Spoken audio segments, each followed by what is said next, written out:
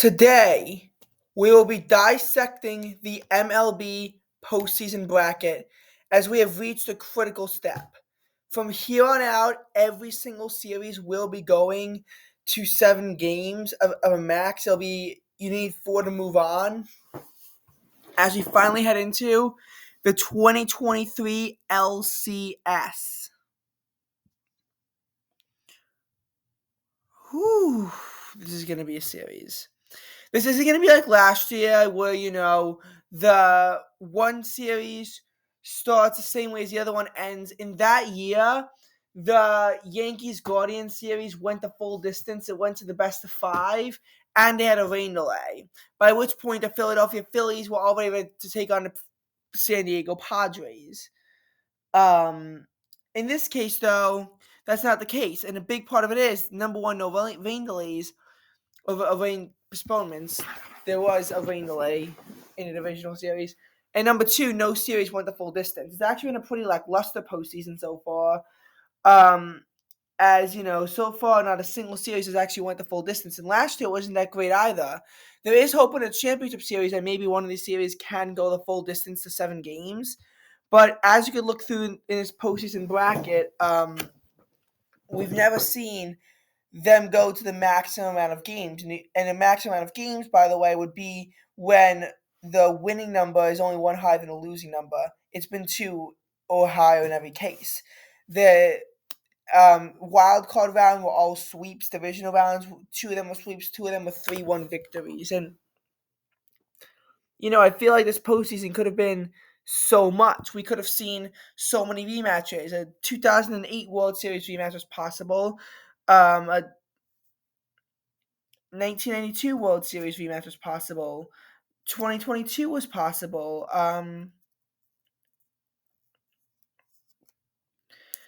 We could have seen a rematch of the 2021 World Series. We could have seen a rematch of the 2020 World Series. We could have seen just so many different possibilities could have arisen from such a postseason bracket. I mean, we could have seen an all-Florida World Series.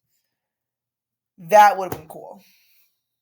That would have been quite cool to have seen. But no, we don't get any of this. We instead wind up with this postseason bracket, which I am not a particular fan of. The 2022 World Series rematch is still possible, but I don't exactly like how the things turned out as you went through it, but it is what it is. Astros have unfortunately made their 7th ALCS, but 2023 ALCS is going to be a little bit different. In the NLCS, it's the Diamondbacks versus the Phillies, and as you can tell from the seeds, the teams that buys, it was this team, this team, this team, and this team. 3 of them are out. Only the Astros are still in. Royals did not win a single postseason game. Still haven't gotten that done since 2014. Dodgers got their first postseason sweep since 2006. And the Phillies beat the Braves 3-1 again in the divisional series because that is very familiar. The 2023 ALCS is a little bit different than most ALCSs. As we can look at the Wikipedia page, we have the Houston Astros versus the Texas Rangers.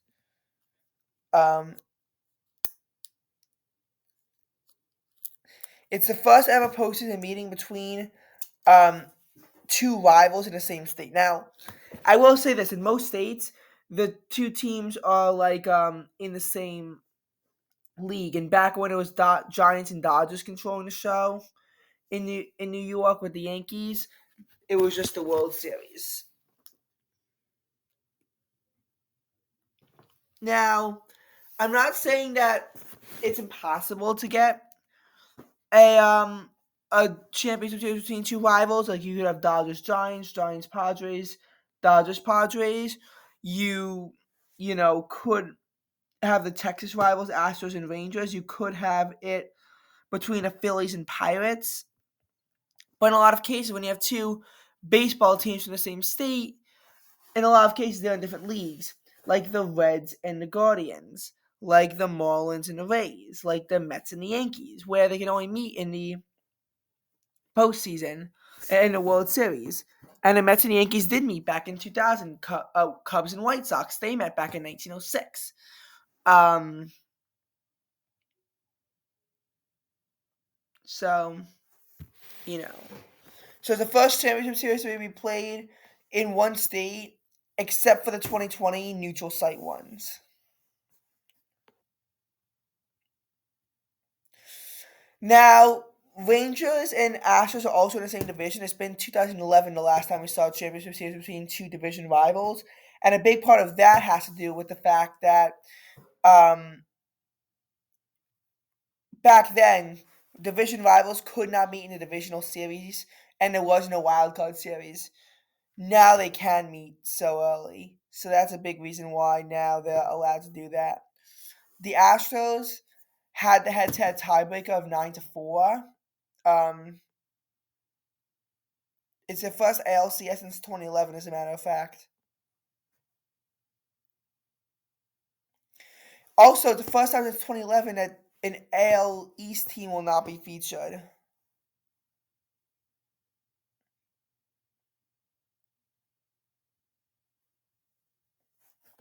The Rangers do have a superior run differential as compared to the Astros. By the way, this as you can see, it's the Rangers versus Tigers and no AL East team. So we know that the Astros outscored the Rangers. We know all that. Now we're gonna look at the NLCS. This is the 90-win Phillies going up against the 84-win Diamondbacks. Diamondbacks are a team that really shouldn't have even qualified for the postseason, and now they snuck into the championship series. First time in 2007 where they got swept by the Rockies. Um,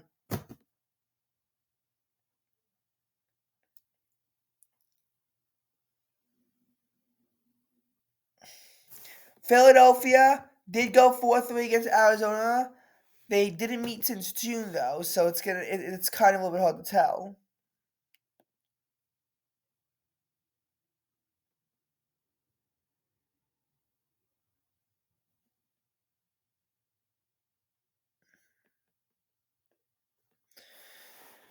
And this could also be a competitive series, I feel like. So looking at Diamondbacks versus Phillies favorite to win.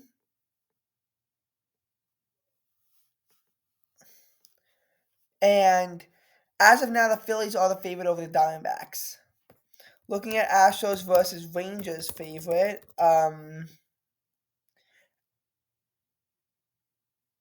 Yeah, Astros. This is talking about all the teams, but the Astros do have the best odds of winning their title, and they are the favorites to win the ALCS as well. Both all of these being shown as competitive.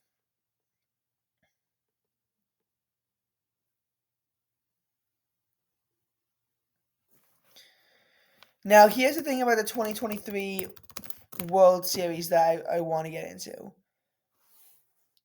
Um, in 2022, we saw the case where the Astros had a major home field advantage over the Phillies. As you can see, they went 106 and 56, and the Phillies only won 87 and 75.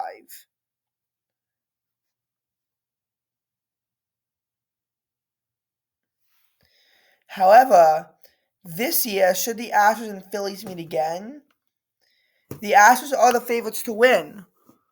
But, and I want to make this very clear, the Astros do not have home field advantage over the Phillies.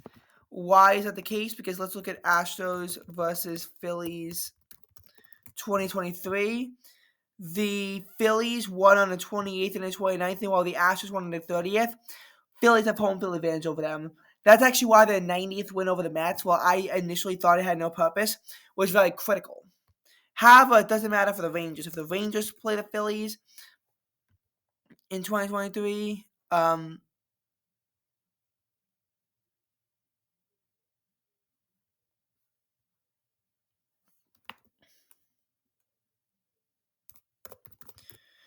I'm trying to find where it is.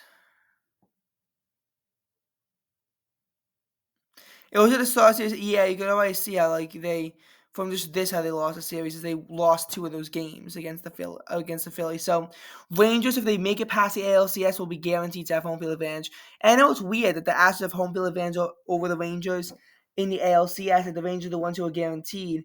That's what happens when you have three teams and they all have 90 wins. But in this case, the Rangers are the tiebreaker over the Phillies, and the Astros don't.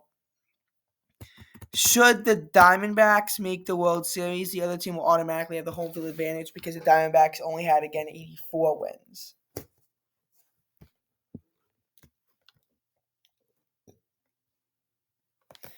This has honestly just been such a weird season, I feel like, with who even made the postseason. Because looking at the National League, Braves had 104 wins, Dodgers had 100, Brewers had 92, Phillies 90, Marlins 84, Diamondbacks 84. So all that makes sense as to how that worked. And the top six teams got each of those respective spots. As mad as I am, the Cubs got booted out.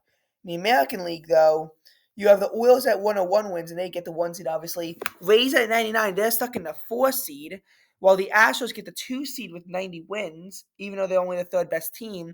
Rangers are the fourth best team, and they are stuck in the 5 seed. Twins get the 3 seed despite having only 87 wins. They're literally the 7th best team.